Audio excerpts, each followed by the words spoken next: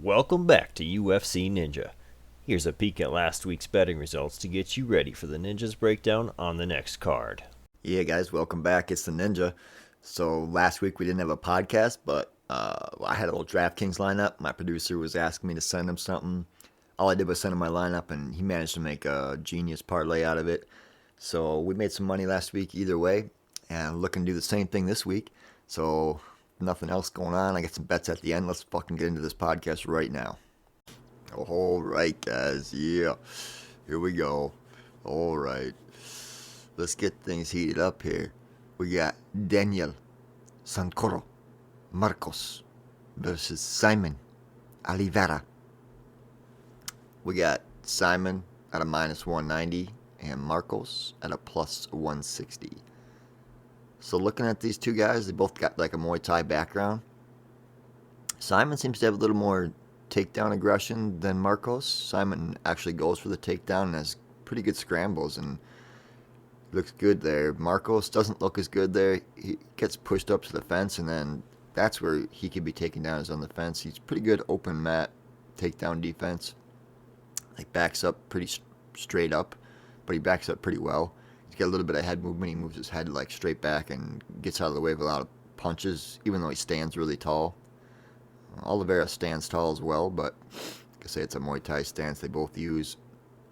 And they both pretty good at the strikes. Marcos is better, in my opinion. I feel like that's weird to say. I know these guys haven't fought a lot of serious competition yet, but if it comes out, you know, maybe Marcos will be better at the striking, and Oliveira will be better with the ground and the takedowns and on the ground. So I know Marcos seems to have like good cardio for the first 2 rounds, and Oliveira seems to have more of a 3-round cardio, more of a balanced cardio. So I'm not sure what that's going to look like for the first 2 rounds, but I feel like he'll still be there in the third, depending on how much Marcos pushes out in those first 2 rounds. He might win those and lose the third. Maybe Marcos will get a clip on Oliveira and potentially put him away, or Oliveira will go for takedowns early and just maybe control Marcos and kind of chop him up for 3 rounds. This is going to be an interesting fight. I'm going to stay away from it. I don't see myself leaning one way or the other right now. So if you guys got any other thoughts or bets on this fight, man, good luck to you. And I'm kind of excited to watch it to see what we're going to get out of these boys. I don't know if you guys have ever looked at the clock long enough and the numbers change. You know, it says 1:08 p.m. right now, but if I stare at it long enough, it turns out just doing it turned into a 4:20. You know, it's kind of like those pictures back in the 90s when you'd look at them and you had to like go cross-eyed and figure out what it looked like fuzz, but if you go cross-eyed or whatever, you can get a whole picture. It might be like an airplane in a hangar and some other bullshit in the background. Anyways, if you get high enough on life and other things, you'll know what I'm talking about. But next up, we got Luan Lacerda versus Cody Stamann. And the Spartan is at a fucking minus 330. Luan plus 260. So Stamann, man, they just gave him Wineland. Now they're giving him Luan. It's like they want to keep him around here. If they like his nickname, or they just like that he goes hard in the first round. But his cardio's not that great. You know, Cody's definitely got good wrestling, and he's definitely got some good experience. I just feel like maybe the Cody's hit his ceiling, and he's not going to get to the top 5, not going to get the belt, not going to do anything like that. And this Luan, he looks all right. I mean, he's 30 years old. He's obviously only got 13 fights, but he's had a loss. And he looks like in the highlight video that I could find on him, he's had a lot of wins by submission, and he's had a lot of them in the second round, like halfway through the second round. And we know Cody's got 1 round of cardio, and then after that he starts slowing down. And maybe this Luan guy here, he can do something with his grappling maybe he's really good and he's able to like lay his weight on other dudes. All the dudes he's fought look exhausted. I'm sure the competition hasn't been as good, so these dudes just aren't putting in the work and getting their cardio in as much as him. But either way, he looks like he's good because he's actually finishing the guys with the grappling. And maybe that means that he's good at keeping his weight on top of the guys and making guys try to push him off all the time. And, his kinetics are just that good that you can't see it yet because there's not enough footage on him. Kind of like Khabib's able to just lay his weight on guys in an abnormal way. Maybe Luan has a little bit of that with his grappling that maybe will tire Cody out more than expected. And maybe he'll be an all-star underdog here and get like a submission on Cody. I'm not sure what this fight going to decision looks like because with Cody's wrestling and Luan trying to get him down, maybe Cody will be able to deny that and just keep it standing and get the better of the stand-up. But I haven't seen enough on Luan to say anything else, and I don't know shit about this fight, so... but I do like Luan, at plus 260. That's not a bad shot. I just feel like Cody's not going to go much further, and that would be an okay shot for me. I might take Luan in a DraftKings lineup. So if you got any thoughts, bets on this one, guys, good luck to you. Next up, we got Warlley, the Brazilian Alves, versus Nicolas, Danish Dynamite, Dalby. Yeah, well, Danish Dynamite, which the dude fights nothing like that, but he's a minus 105. And the Brazilian Warlley Alves is minus 115. Pretty close odds. This one, man, I didn't write nothing down for my notes. I know both these guys. I'm not a fan of Dalby for whatever reason, man. The guy just kind of fights to win, which I don't blame him. And Alves is more of a pit bull. Maybe we should change his nickname to Pitbull. Give him that one instead of the Brazilian. But I want Alves to win this here. I hope he goes out there, goes hard, and he's able to keep Dalby on his back and punish him. Maybe even submit Dalby. That'd be fucking tits. But, yeah, I'm going to be cheering for Warlley here. And, if I have to, I'd throw him in my DraftKings parlay. But otherwise, I'll stay away from this fight because Dalby's been able to fuck me in the past and get the wins. And, Warlley, he's been a beast for me in the past. He's actually gotten the win for me and dominated and made me some money. So I'd lean towards Warlley, if anything, in this fight. But, Dalby's got that ability to be like Bilal Muhammad. That's kind of who I see in his face. We'll see what happens after this fight. But otherwise, his nickname's going to be Bilal pretty soon. If you got any other thoughts or predictions on this one, though, good luck to you guys. And, post it in the comments, I guess. If you think you got a hard lean one way, I'd like to hear what you had to say about this. But good luck to you. All right, next up we got Terrance, T-Rex, McKinney versus Ismael, the Sledgehammer, Bonfim. Bonfim, the Brazilian, is at a plus 100. Terrance is at a minus 120. Pretty close odds, which is interesting. Terrance's last fight, his opponent was a plus 600, that Gonzalez.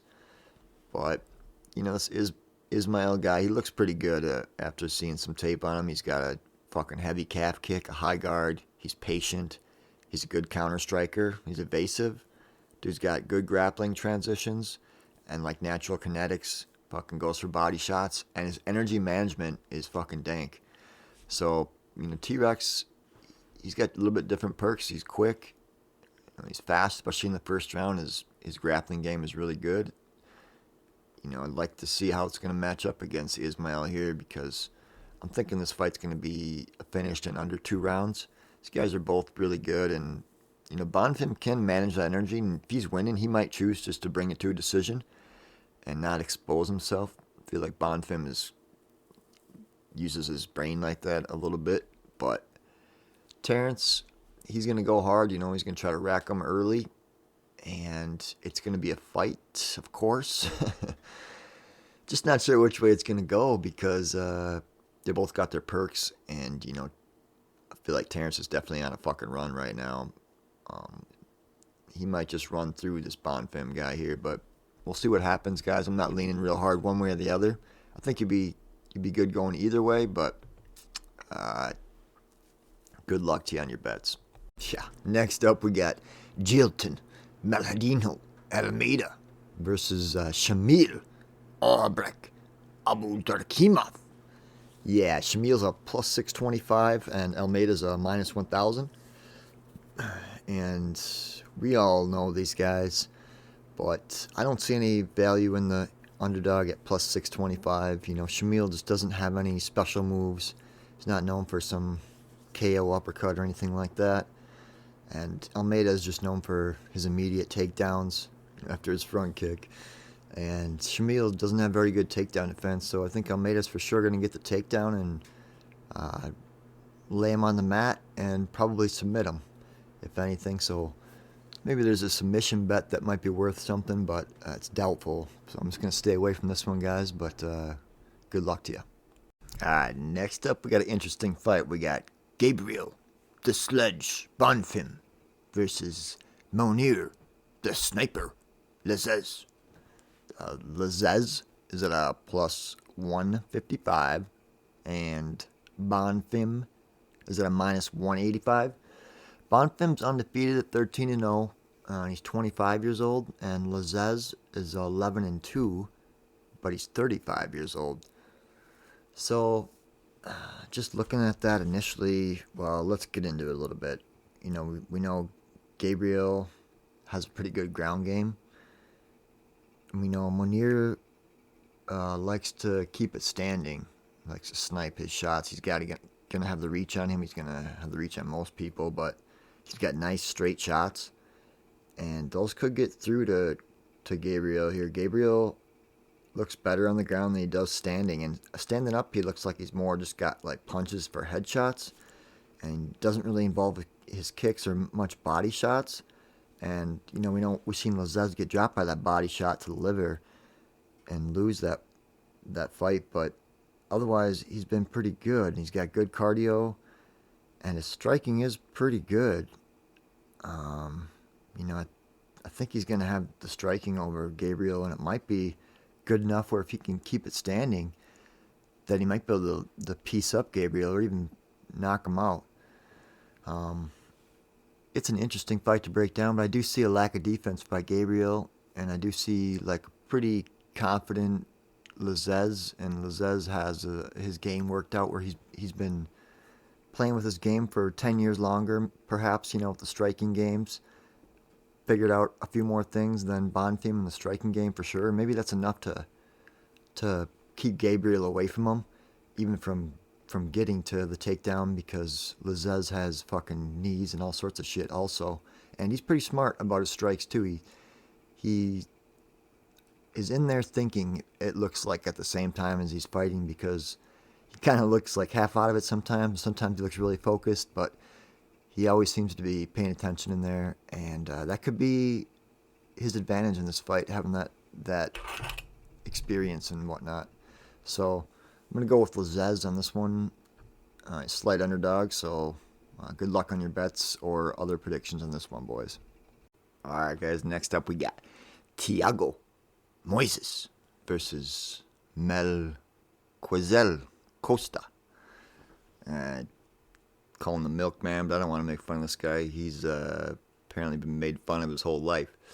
Just read a little story on him to see what his skin condition was, but it's just the pigmentation, so there's no disadvantages to him permanently, or advantages to him technically.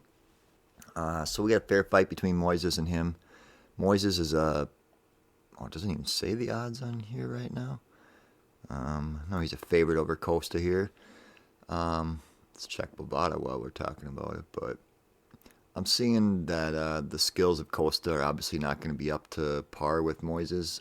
Costa's a plus 295. Moisés is a minus 400. So, yeah, I see Moisés getting the takedown eventually and getting a submission. I don't think Costa has enough power just to clean Moisés up and make his world dark for the rest of the day. I think Moisés is going to fight through any striking adversity that he comes into, if he does, and get this guy down sub him out. I seen one footage. I think it's on YouTube where Costa was getting choked out by a guy, and he fucking literally got choked out for over a minute. Man, the ref was not checking on him. The kid that was choking him out, after the first like 20 seconds, I think he told the ref like, "Hey man, he's out. Like I think he's out." Like the dude knew he was out. When you choke with somebody and they don't move, you know that they're out. They go limp. And as long as you move and you feel it, and he was like tight and trying to win that fight for his career and keeping Costa tight in his legs and arm lock there. But man, that ref needed to check on Costa. Costa was fucking out. It looked like his body was, like convulsing after like once or twice during this whole time the guy was choking. And the guy readjusts his grip after like a minute and fucking just chokes him harder. It's like, fuck, man. Must have been close. I'm feeling for Costa on that one, man. So, I mean, that's what it comes down to when, if you got better grappling and jiu-jitsu, you choke a motherfucker till he dies. So, I hope that never happens, and I hope Thiago just chokes him out till Costa taps in this particular fight. But that's what I think is going to happen. And if you got any other thoughts, predictions, boys, good luck to you. But I see this one kind of clearly going to Moisés. I'm sure you guys do too, but it should be a fight. Guys, next up we got Gregory, Robocop, Rodrigues versus, let's see what this guy's name is, Brunno, the Hulk, Ferreira. Well, Rodrigues is at a minus 330. The Hulk is at a plus 270. This Hulk dude, he's got lots of movements. He's shorter and thick, wide. He's in shape, but he has short limbs, and he's got like a little bit of a Muay Thai clinch apparently he likes to use from what I've seen. Just lots of movement and big hooks. For Robocop, we've all seen him. He kind of chills out. He's pretty patient. He's got a high guard. Jiu-jitsu champ. I think he's got a lot of advantages against this Hulk dude. Maybe the movement to Hulk is going to get moved around in the first round. And trying to get a shot on Robocop, which he could, but it's going to be a long ways away from Robocop, and I feel like Robocop's going to have the experience to deal with the Hulk and his movement and his punches. So I'm going to go with Rodrigues in this one, and if you're feeling anything with the Hulk, it's probably happened early, if anything, because after the first round, I think Rodrigues will for sure have the capacity to put away Ferreira either by decision or finish. All right, next up we got Mauricio Shogun Hua versus Ihor Duelist Poturia. This duelist dude is at a minus 200. Shogun is at a plus 170. Shogun's from Brazil here. Be our hometown boy. 41 years old against the 26-year-old Ihor. Man, if the UFC didn't release that clip montage footage of Shogun whooping ass through Pride and then into the UFC, literally I had the footage picked out to put in Shogun soccer kicking Rampage Jackson in the face back in Pride. I had it all picked out for my producer to put in there, 448 to 518, and watching fucking Rampage sink his ass down into the corner and just melt into the mat. But, the UFC did us a favor and put that little video out for us. So if you haven't seen that, go watch that, man. That's the Shogun that we all remember. Bad motherfucker, a little bit juiced up in Pride, but stomping fools in the face with soccer kicks, man, and Rampage of all people. So that was pretty sick, but probably won't have that in there since the UFC covered it for us. But I think Shogun's gonna go in there. He's gonna be Shogun for the first 2 minutes. Maybe he could drop this Ihor dude, KO him in the first 2 minutes. After that, Shogun kind of turns into his later self here for the rest of the fight. But he's as good once as he ever was. So we'll see. Maybe he can pop this kid. Otherwise, I'm not interested in this fight. This Ihor dude is unreliable. He's all over the place. he's not going far in my opinion. So let's just hopefully enjoy Shogun, maybe KOing this dude in the first minute. It'd just be epic, and Brazil would be on fire. But a lot of respect to Shogun. I heard this was his last fight. He will be retiring, so I'm glad the UFC put out at least something on him. Enjoy, boys. Okay, guys, welcome to the dojo. Mixed martial arts story of the week.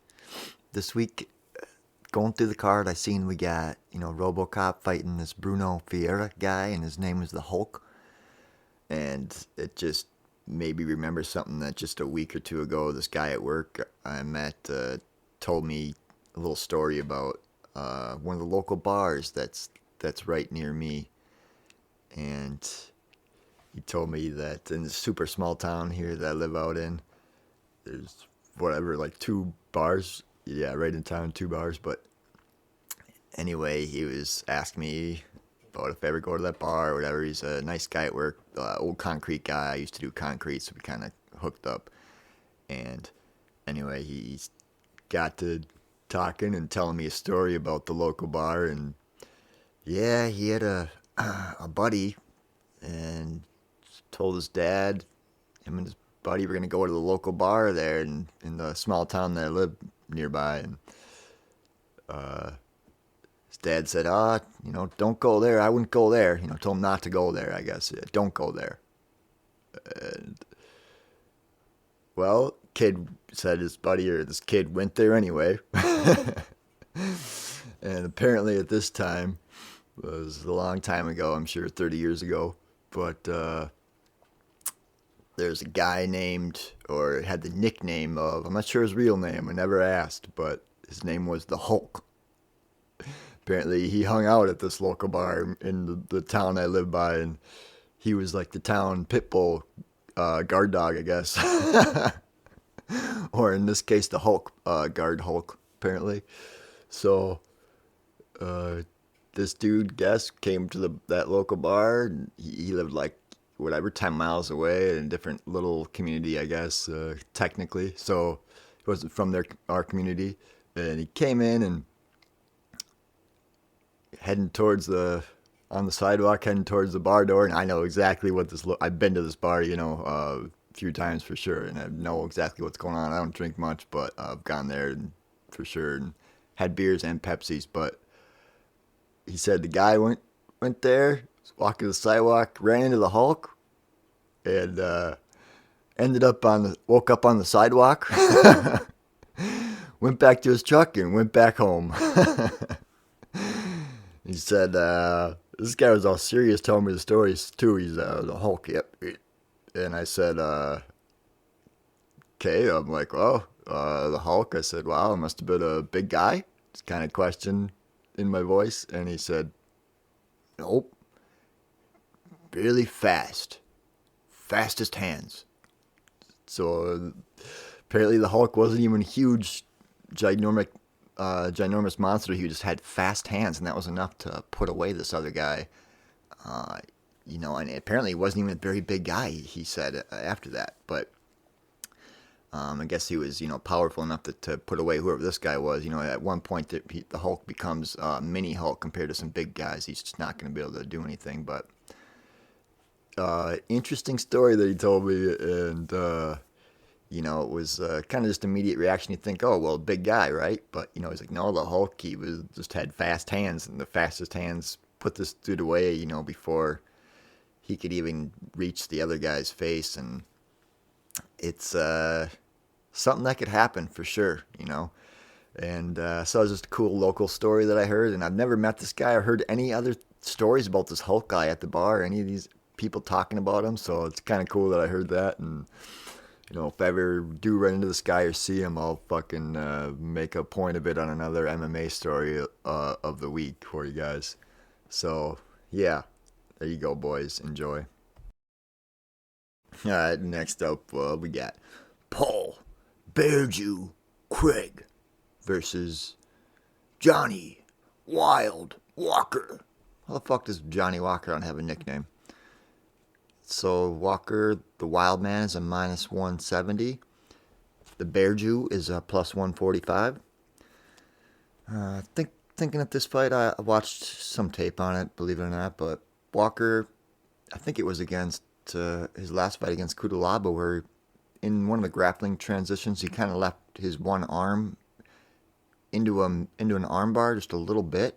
He managed to get out of it with the scramble, but I wonder if Paul Craig is, much better than Kudalaba. I wonder if Craig is good enough to hang on to that arm and that wrist and maybe get Walker in an armbar if they get into a grappling exchange, because Walker doesn't seem to be afraid of that.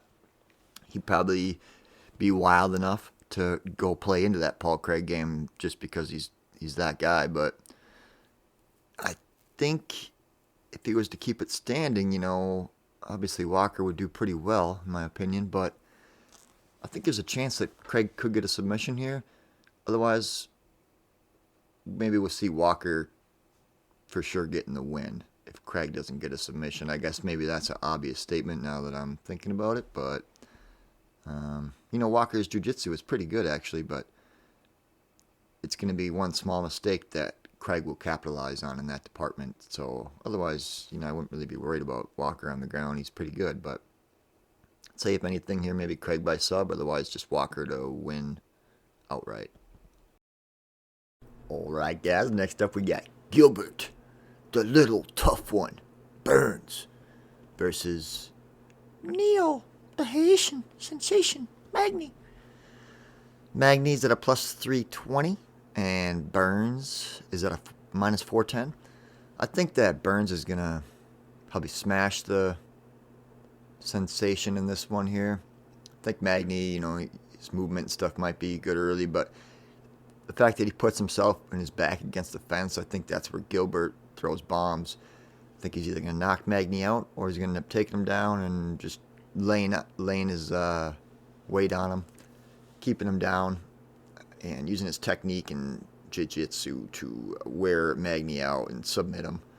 That's what I think is going to happen. Pretty simple and clear. I'm definitely going to have Burns in a DraftKings lineup just because he's a finisher, and you get more points for people that finish. So that's all I got on this one, boys. Good luck if you're on Magny still. I mean, no hate there. Much respect. Don't hate me, but I'm going Burns for sure on this one, boys. All right, guys, the co-main event of the evening.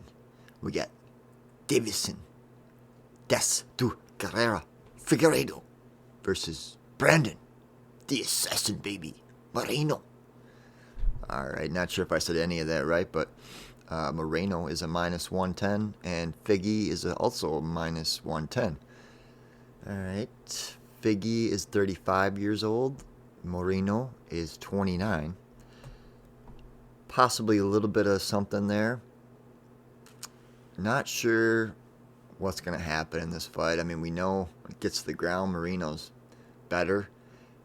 It's something I like to invest in, so I'd probably just have to lean towards Moreno just because he's tough upstairs and he's going to win the ground transitions and the grappling.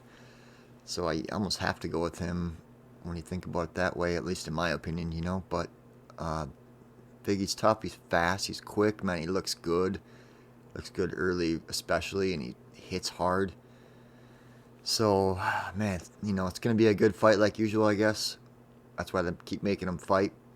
They're close fights, but yeah, just check this one out. We'll see what happens. Let's just enjoy it. And if you guys are betting on it or you got any serious thoughts, good luck to you. I'm just not going to invest in this one in any way, shape, or form. All right, well, last but not least, we get the main event of the evening. We get Glover, the Brazilian, Teixeira, versus Jamahal, Sweet Dreams, Hill. Jamahal is at a minus 125, and Glover is plus 105 underdog. So, jumping right into this one, all of Glover's fights, he kind of gets clipped early, and most of Jamahal fights, he kind of clips somebody early, so, we're seeing Glover get clipped early, for sure. And then there's no referee available yet. We don't know who the ref's going to be for the main event, or at least I don't. And it's going to kind of depend if they give Glover a chance, as usual, to come back to consciousness and take Jamahal down and finish him that way, in the first or second round, maybe. Otherwise, Jamah's going to get that early KO and just put Glover away. And the ref will jump in and stop it quick, and Jamah's going to get that quick knockout. So I think either way, this fight could end, in the first 2 rounds. And potentially in the first round there, for sure. I think it's going to get crazy because if Glover gets knocked down and doesn't get KO'd or the fight doesn't get stopped, he's going to go for that takedown. He's going to be all over Jamahal. And Jamahal is going to have a lot to deal with there, especially with Glover just going on top. And he's going to be in grind mode. And it's going to be a tough fight for Jamahal after that. So we'll see what happens. Really, it's hard to say because we know kind of what's going to happen, but not exactly what's going to happen. So really depending on if Glover remains conscious or not. But it's pretty much all I got on this one. I'd say either Glover by sub or, Jamahal by TKO. So that's all I got on that one. Respect to both guys. The Glover especially is a bad motherfucker. So good luck to your bets on this one, boys. I'm interested to see what everybody's got going on, but that's all I got for this one. All right, you guys know what time it is. You can break down the kicks, you can break down the punches, you can break down the stats, but at the end of the day, you got to break down the bets. So this week I got 2 parlays, and I got 2 props besides our draw of the week also.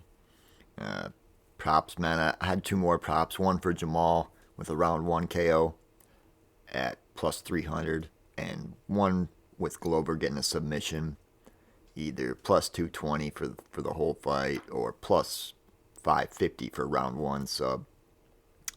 Do feel like that fight might end in the first round or 2. I should check the odds on that, but I guess we can do that while we talk about this. But for my original props of the week here, I got a long shot in the dark with Luan getting a submission at plus 600, and then also got Thiago Moisés getting a sub at plus 175 just any time during the fight.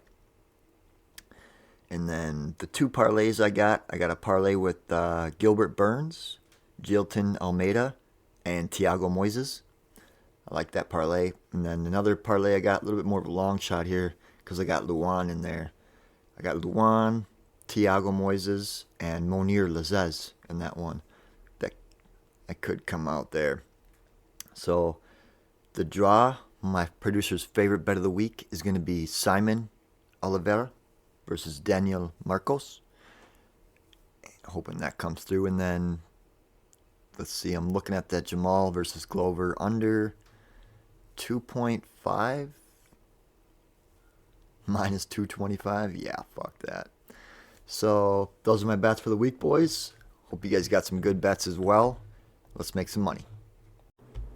Alright, till next week, guys. Life before death. Strength before weakness. Journey before destination. Keep it real.